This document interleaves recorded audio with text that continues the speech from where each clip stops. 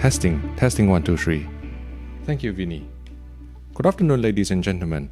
I hold in my hands here the score results for the 2017 Crampton Moore HDTVTest TV Shootout that has taken place in London the Sunday just gone. And I am going to announce the winners and runners-up for each category and also the corresponding scores. But before that, I would like to thank a few parties. Now, I know some kind soul will probably put a comment in the YouTube section below to try and skip past this section. But please bear with me, please be patient, because I think this is important. I believe in giving credit where credit's due. First of all, I'd like to thank the staff and the team at Crampton Moore for making this possible. David, Vicky, and also Sam, who helped out on the day throughout the event, and particularly Vicky and David, who was sitting outside the whole day counting the scores from the attendees all day. If you can imagine that there are 5 TVs and there are about 30 plus people for each category, and we have like so many categories here. It took the whole day for them to count the scores, and they didn't even have time to actually come in and listen to my presentation. So thank you very much to them. It takes a lot of effort and time and resources to put together the sort of shootout event. So if you are thinking about buying any television, even if it is not a television that is included in the shootout, then I would appreciate you give them a call or visit cramptonandmore.co.uk. I'll put the phone number and the link in the YouTube section below. I would also like to thank Mr. Chris Bradley for his help in setting up and transporting all these televisions without any damage whatsoever for the event, because the retailer was based in Yorkshire and we had to transport all the TV down to London, so I really appreciate all his help. I would also like to thank Mr. Tyler Pruitt from Portrait Displays or Spectracal for flying all the way from America to help out with the calibrations of these televisions. Without his help, I certainly won't be able to go through and cross-check the calibrations of these televisions for the shootout. So thank you, Tyler. It's been a pleasure meeting you again and working with you. The next thing that I would like to say is to clear up a few misconceptions of a few things about this event. This has been quite a high-profile event. This 2017 Crampton Moore HDTVTest Shootout has been quite a high-profile event. I would like to thank John Archer at Forbes, Steve May at Insight CI, Rasmus Larsson at flatpanelshd.com, Mark Henninger at avsforum.com, and also Stephen Cohen at highdefdigest.com for covering this event. Thank you very much for the coverage. So this is quite a high-profile event among the AV enthusiast community, and naturally there will always be some detractors questioning why we've done certain things this way and questioning why we haven't done certain things. So I would like to clear up a few things. The first thing is that why was the B7 included, the LG B7 OLED included rather than a high-up model to compete with the flagship televisions from other manufacturers? Well, the reason is very simple. All the 2017 LG OLEDs use the same SoC or system on chip. They have the exact same processing. We have run the choice of the B7 past LG's picture quality department, and they have no objections whatsoever to us using this particular set in the shootout to compete against flagship TVs, because the picture quality is going to be broadly the same across the board because the SoC, system on chip, and the panel is the same. So that is why the B7 was used here. And also there are a few questions as to why the Lever OLED was not included into the shootout, either the Lever Build 4 or Build 5, which is around a similar price point with the Sony and LG OLEDs. The reason is because in order for a TV to be included into the shootout, I need to actually spend extensive time with it to actually assess its strengths and weaknesses, because I don't want to waste anyone's time. I mean, rather than actually just include, I'm not saying that the Lever OLED is not competent, it's not up to par, but I wouldn't want to waste everyone's time if I included a television that is not up to par into the shootout. So I need to actually spend a lot of time with the television, usually during my review period, before I can consider including it into the shootout.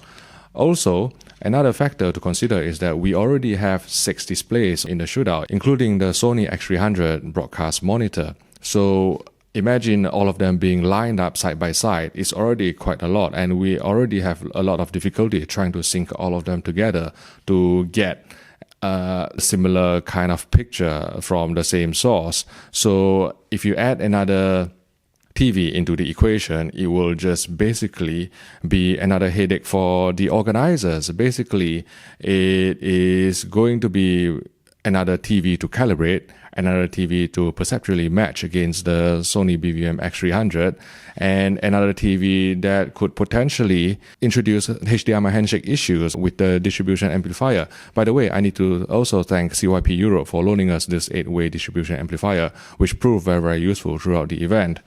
The third reason why the Leva OLED probably wouldn't have been suitable for this sort of event is because we are constantly comparing the color accuracy and the shadow detail and the picture against the Sony BVM X300 mastering monitor that is placed in the center among the displays. Now, from past experience and going forward, I know that Leva don't even offer calibration controls within the user menu. So if I wanted to calibrate a Leva television, I would have to actually go into the service menu to only do a 2-point white balance controls, grayscale controls. I mean, this is all presumption based on me not actually having received a Leva Build 5 or 4 review sample before the event to give me sufficient time to do assessment of whether it is actually suitable to be included into the shootout.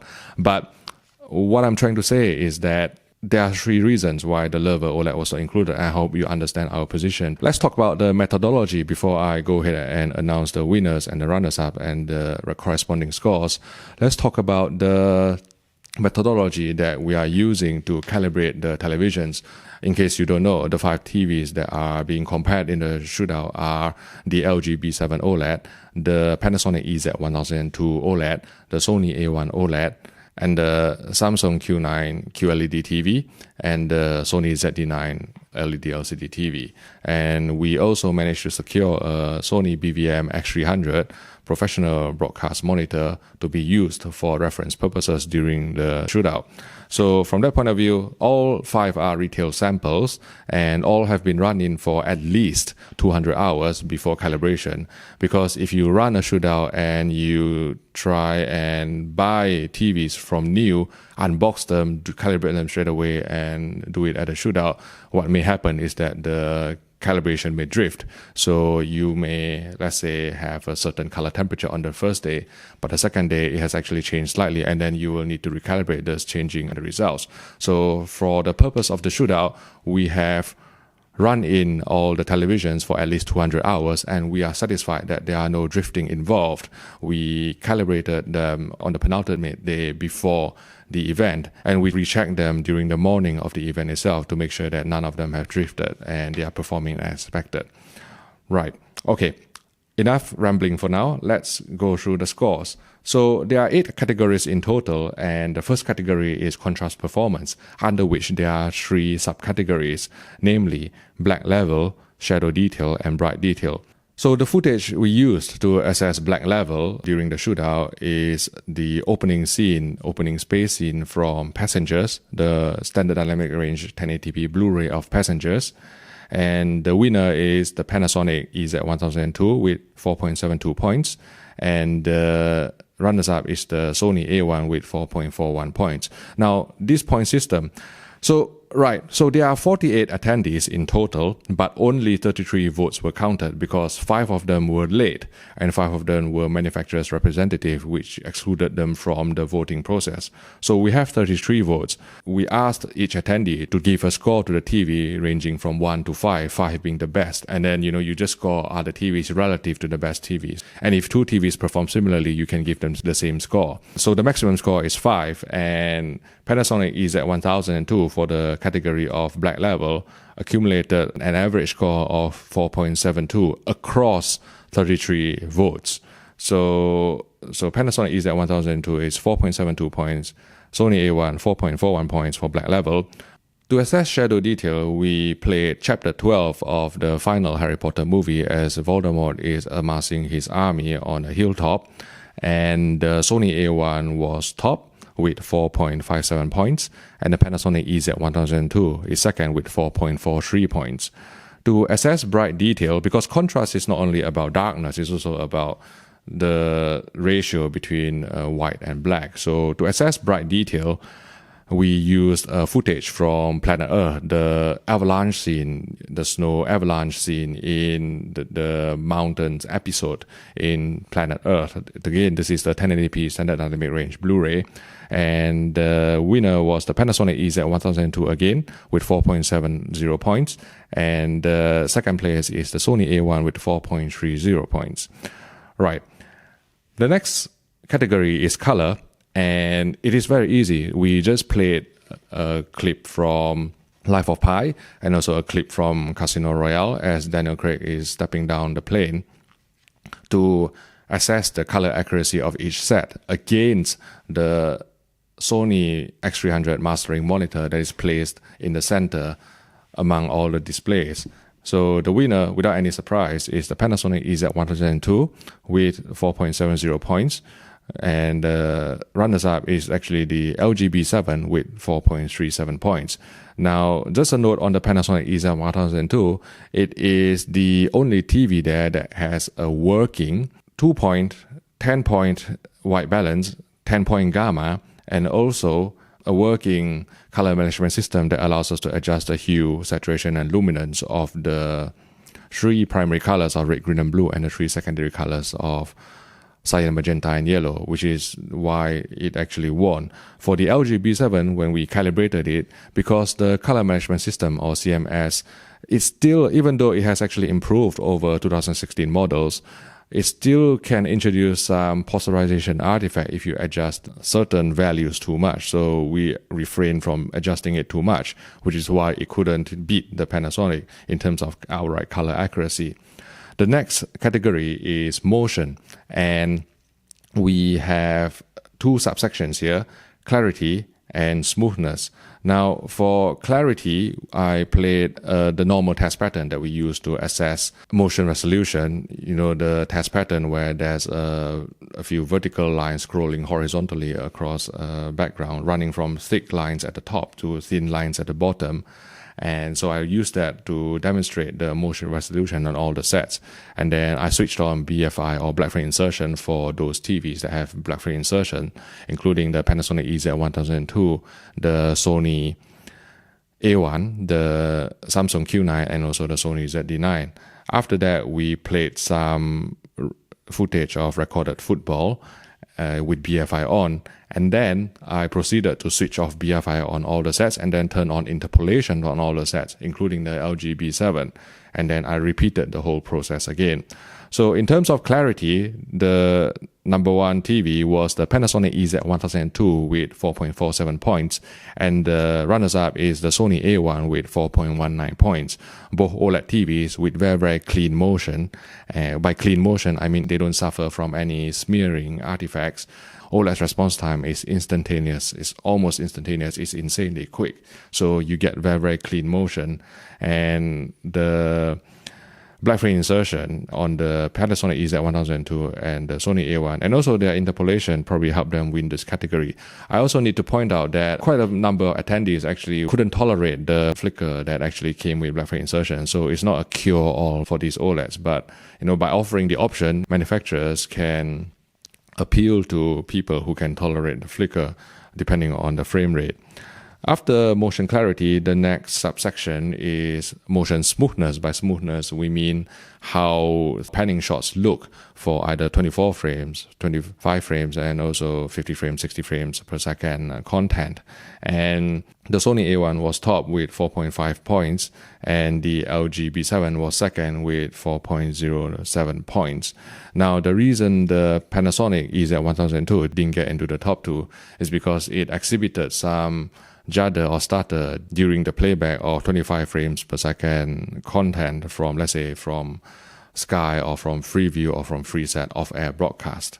So that was the reason why it didn't get. Now, another thing that, again, just as a side note, during my presentation during the shootout, I try to play the footage, advise people what to look for, but I don't actually actively point out the flaws of each television. So I will point out that you're looking for frame drops or stutter, but I won't specifically point out that the Panasonic suffers from a problem in this regard. It was only after the voting forms were gathered by Sam the Crampton Moore staff who helped out with the event, that I demonstrated the stutter and frame drop on the Panasonic EZ1002 and how we can defeat it using game mode or 1080p pure direct. After someone in the audience asked me about the stuttering he actually noticed. So during the shootout, to ensure fairness, I believe it is not my role to point out the flaws or the weaknesses of each set. So I encourage the attendees to walk around, try and view these TVs on axis to try and make a judgment for themselves before giving a score. So where were we? Motion, right. So there are two subcategories under the motion section, clarity and smoothness. So we just add the points together and divide it by 2 to get a total motion score. And the highest motion score was awarded to the Sony A1 OLED with 4.35, and Panasonic EZ1002 came second with 4.19, despite the 25 frames per second stuttering issue. The next category is uniformity, and we divided it into dark uniformity and bright uniformity. For dark uniformity, we played basically slides just above black to check whether the OLEDs had any vignetting, jail bars or such effect during very, very dark scenes. And also we played a chapter in the final Harry Potter film, which is quite dark and would show up any such near black uniformity issues on the OLEDs. And so the chapter we played was the beginning of chapter 14. So for dark uniformity, the OLEDs all performed fairly well, and we certainly didn't see any near black uniformity issues that would actually bother me during that scene.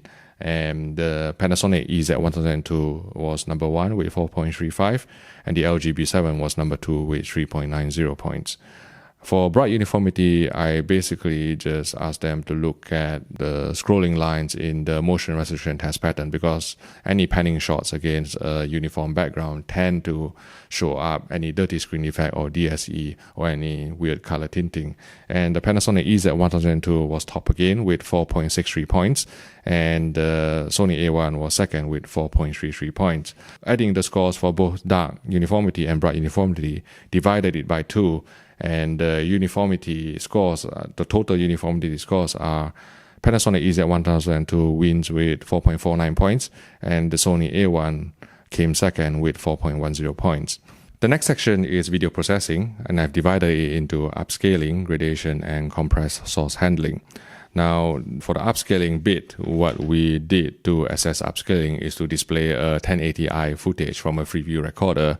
It is a fairly busy scene in the Hobbit movie with lots of things you can pick out: grass in the foreground, trees in the background, sheep in the background, chimneys, houses, flowers, leaves, whatever, you name it. So each attendee is meant to assess the quality of upscaling, whether it looks mushy, whether it looks clear, whether the leaves look clear enough without actually introducing excessive ringing artifacts. So all the edge enhancements on all the sets were switched off, was disabled, and sharpness was set to neutral on all the sets.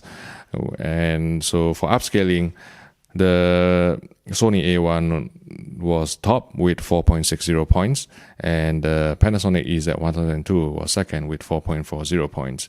Now, normally I would expect the Sony ZD9 to be second, because I really believe in the superior upscaling of the X1 Extreme chipset. But one thing to note is that the inherent qualities of OLED, a higher contrast actually increases the perceived sharpness. If you can imagine black text on a white paper versus black text on a gray paper, the one on the white paper would actually look slightly sharper. And so the OLED's inky blacks, true 0 CDM square blacks, and its insane dynamic range and contrast performance just helped Panasonic EZ1002 beat out the Sony ZD9 for second place in the upscaling department. And for gradation, what I did was to show a footage in How to Train Your Dragon. I think it's chapter 9, where the boy is trying to train his dragon to fly, and there's a blue sky, very, very uniform tone. And for some reason, consumer televisions usually struggle with this uniform tone 8-bit content in animations. So I switched smooth gradation on low and then turn it off on the Sony A1 and the Sony ZD9 to show the effects of the smooth gradation. I also showed that the smooth gradation can be tripped up from time to time. The example I used was a scene in Miss Peregrine's Home for Peculiar Children, a bright scene with a white building with white tiles, and if you switch smooth gradation on, even on the low setting, it would subtly erase the borders of the tiles. So I showed that to the attendees as well. But despite that, Sony's gradation is still ranked very, very highly. So the Sony A1 was top for the gradation department with 4.60 points, and the Sony ZD9 was second with 4.27 points. And I think this smooth gradation super beat mapping technology is certainly a hit among the attendees. For compressed sources handling, I showed a really heavily compressed dark clips with lots of noise crawling in the background. This clip is a Father Brown clip, and it was kindly provided by Mr. David Lane of flashbacksales.com. So thank you, David, for providing this clip. So I displayed this clip set to 1080i 50 Hz, which is how the clip was recorded. So the Sony A1 was number one again with 4.33 points, and the Sony ZD9 was second with 4.10 points. So if you add all these three scores together, the three subcategories of upscaling, gradation, and compressed sources handling, add them up, divided by 3, and we get an average video processing score. So both video processing score went to the Sonys. As expected, I think, their video processing is really top notch, especially on the X1 Extreme chipset. So the Sony A1 was top with 4.51 points, and the Sony ZD9 is second with 3.98 points. Next section is gaming. This is quite easy. So there are two components to it. First is input lag, how responsive the TV is to button presses on your controller or how fast you can turn. And I actually went to the trouble of measuring the input lag live during the event on each television. The top TV was the LG B7 with 4.78 points, and the second spot went to the Samsung Q9 with 4.53 points. Now, even though both of these TVs have the same input lag of 21 milliseconds, on the LG, once you switch into game mode, because it actually blanks it out, the input lag of 21 milliseconds is obtained almost instantaneously. Whereas on the Samsung Q9, if you switch on game mode, it doesn't blank the screen. The company doesn't blank the screen because they don't want to create a jolt to the gaming experience, so to speak. So it will slowly take its time to gradually refresh its memory and clear its cache.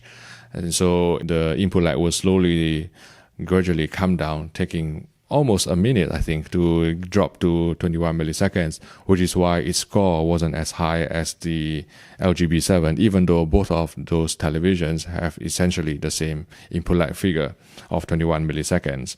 And the second component is just general picture quality. How much pop is there, whether there's any dirty screen effect or DSE, whether there's any smearing when you turn a dark character against a lighter background. So for picture quality, the Panasonic EZ1002 was top with 4.43 points, and the LG B7 was second with 4.13 points. And so for the gaming, again, we add the scores for the input lag and the gaming picture quality, add them together, divide it by 2, and we get the total gaming score. So the winner for the gaming category was the LG B7, which comes at no surprise, with 4.46 points, and the Panasonic EZ1002 at second place with 4.11 points. And the next section is bright room category, and this is a category that probably would suit LED LCDs more. So for bright room category, I divided it into two subsections, light output and anti-reflection. So light output, why is light output important for an effective day mode? If you can imagine bringing your smartphone out to try and read anything under the bright sun, the screen brightness needs to be increased quite substantially before you can read any text and see any photos. And the same principle applies to televisions as well. Not everyone have the luxury of a light control room, and not everyone wants to go to the trouble of shutting the curtains whenever there's sunlight streaming through the windows into the living room. So for light output, the material we use to assess light output is to put on a talk show with a white background from the right stuff, and This is somewhat surprising in that the LG B7 was actually top with 4.27 points, which shows that the engineers have done great work in lowering the ABL or automatic brightness limiter compared with other OLEDs, the Panasonic and the Sony OLED. And the second place for light output went to the Samsung Q9 with 4.23. And another component of the bright room scoring is anti-reflection. Light output obviously is important, but when you have a dark scene and you want to watch a dark scene during daytime, the light output won't help because there's just no light from there. So what we want is an effective anti-reflective filter to mute any reflections, because if you watch any dark scenes, especially with light in the room, it's very, very easy to see reflections of yourself or anything else in your surroundings on the screen itself in the darker parts of the picture. So anti-reflection is very important for a good bright room performance, and no surprises here. The Samsung Q9 was top with 4.50 points. They have the most effective anti-reflective filter on the market, and then the second place went to the Sony ZD9 with 3.33, which I don't fully agree. In fact, I think that the anti-reflective properties of the screen on the Sony ZD9 is the weakest among the lineup, but maybe the attendees were swayed by the light output of the Sony ZD9. So light output and anti-reflection, the scores added together, divided by 2, and we get the average bright room scores. So the Samsung Q9 is the best bright room TV with 4.37 points, and second comes another LED LCD, the Sony ZD9 with 3.77 points. Then the final section is HDR, which is very, very important because this is where the industry is heading, and this is why you can see the most variation in performance on these high-end sets. And I divided it into 3 sections. Dark scenes, really, really dark scenes with no specular highlight exceeding 200 nits. And the second subcategory is 1000 nit scenes. And the third category is 4000 nit scenes. So for the dark scene, I used a clip from Sicario, this movie called Sicario, the Ultra HD Blu-ray of Sicario. I believe it's chapter 14, as Benicio del Toro was sitting in a police car. So that was a dark scene that was chosen to assess this aspect. Again, I always stress that when you look at dark scenes and shadow detail, you should always judge it against the mastering monitor. Now, obviously, some LED LCD fanatics will be unhappy that you're judging this against an OLED. It's just unfair. But the reality of the situation is this Sony BVM X300 OLED is used in most major studios in terms of their mastering. So it's not a case of we are trying to alienate LED LCD and we're trying to favor OLED. It's just that the OLED, the X300, is being used in these mastering and post-production facilities. So it's only fair to compare it against this mastering monitor. So for dark scenes, the top performing TV was the Panasonic EZ1002 with 4.53 points, and the second best TV here was the LG B7 with 3.90 points. For the 1000 nit scenes, I displayed a chapter from The Kingsman when the candidates are undergoing induction. I think it's in chapter 9 in the Ultra HD Blu-ray of Kingsman. And there's various people lining up with various costumes with different colors. So we asked them to judge each display against the mastering monitor. And also another 1000 nit scene, I used the opening beach scene, which was quite sunny, bright, full frame in the Ultra HD Blu-ray of Miss Peregrine's Home for Peculiar Children. And here the LG B7 again did very, very well, winning the subcategory with 4.57 points, primarily because of this lowered ABL and dynamic tone mapping that the engineers have designed. And the second best performing TV in these 1000 nit scenes is the Panasonic EZ1002 with 4.07 points, presumably because of just its color accuracy against the BVM X300 broadcast monitor. For the 4000 nit scenes, we turned off the Sony broadcast monitor because it is going to clip any specular highlight detail above 1000 nits. It is designed to do that. So we switched off the mastering monitor and we compared all the TVs against each other using the, now you should be familiar with it by now, the Ben Affleck white shirt scene in Batman vs. Superman, and also the ocean port scene in Pacific Rim, towards the end of the movie. I think it's around chapter 14 as well, as the pod surfaces on the ocean, and you can see whether the cloud in the background looks realistic and retains sufficient detail. So the top performing TV in this category was the LG B7 with 4.10 point, which is slightly surprising to me because I thought that the Sony ZD9 would easily walk this category. But I think what hurt the Sony ZD9 and the Sony A1 to a certain extent is that they were not really retaining the specular highlight detail in these really, really bright scenes in their most accurate Cinema Pro preset. Now, I've spoken to Sony about this, and they believe that they don't need to retain such specular highlight because, first of all, it is only quite rare, and secondly, they believe in retaining the brightness when designing their tone mapping algorithm. So, as I've explained in my previous tone mapping video, when you try to map 4000 nit content to a display that is not capable of 4000 nits, you have to choose between detail and brightness. And Sony went the way of discarding the detail but maintaining the brightness. But it seems that many attendees don't really favor this approach, which actually hurt their scores. So for the 4000 nit scenes, the winner was the LG B7 with 4.10 points, and the second place went to the Sony ZD9 with 3.90 points.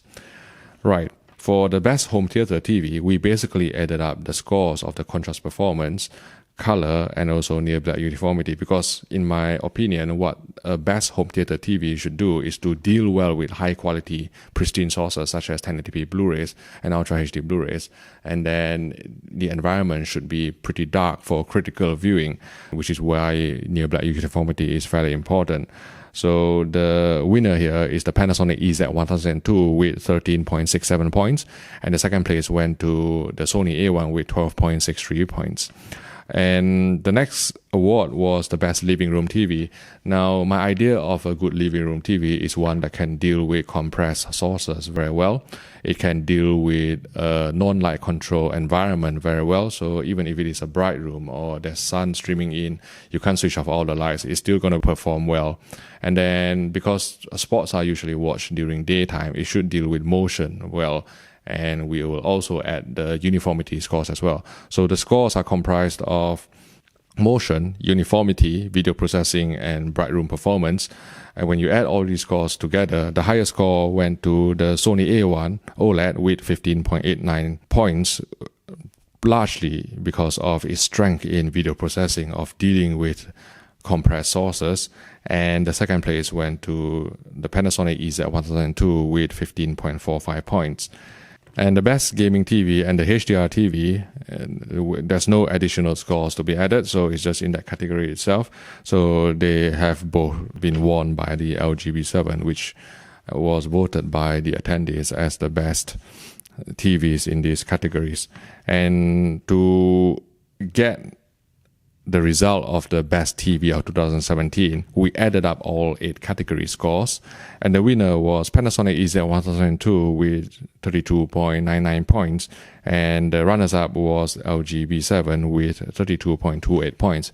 Even though there are only 0.71 between them, remember that this is averaged across 33 attendees, so if you times 33, I believe that the score difference was actually around 23 points, which is not much, which is still very, very close, but it's not as close as this score is actually suggesting.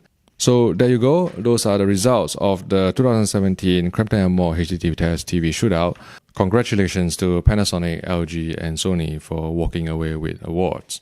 Now, obviously, in terms of value for money, I don't think you can beat the LG B7, which I believe, as of this moment, may have actually gone down, the 65-inch version may have gone down to around £3,000, whereas the Panasonic EZ1002 still retails at £6,000. Now, of course, we are voting for the best TV of 2017, not the best value TV of 2017. There are a few detractors out there who say that, right, we'll just buy the B7, right? That's your choice entirely. I fully agree with you. The whole point of the shootout is to give you enough data for you to make an informed decision. And I hope you enjoyed this video. I hope you found it useful in terms of the breakdown of the scores, and I hope manufacturers use it as a platform to try and improve their products for the future. If you found this video useful, please click the like button and subscribe to the HDTVTest YouTube channel for more videos like this. Thank you for watching, and I'll see you the next time.